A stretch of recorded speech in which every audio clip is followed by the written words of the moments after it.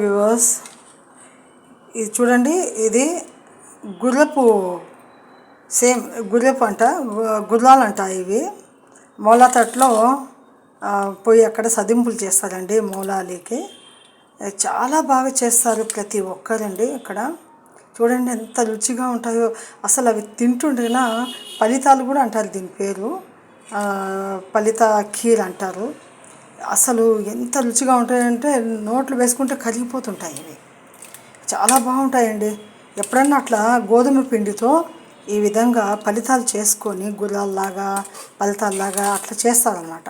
అది చేసి ఇవన్నీ జీడిపప్పు అంతా ప్రతి ఒక్కటి ముంత మామిడి పప్పు అదంతా వేసి తిరువాత వేసి పాలు వేసి బాగా ఉడికిస్తారండి ఇవి. కొంచెం బాగా ఉడికిన తర్వాత ఈ విధంగా దింపుకుంటే చాలా రుచిగా ఉంటుంది. అసలు ఎంత బాగుంటుందో చూడండి. ఎలా అది ఒక్కటి చూపిస్తాను. చేతులు ఏమనుకోద్దు, కడిగినాను చేతులు. ఈ విధంగా ఫలితాలు అంటారంట అండి. గుర్రాలు ఈ విధంగా అంటారు. భలే ఉంటాయండి ఇవన్నీ. ఈ విధంగా చేసుకుంటారు చూడండి.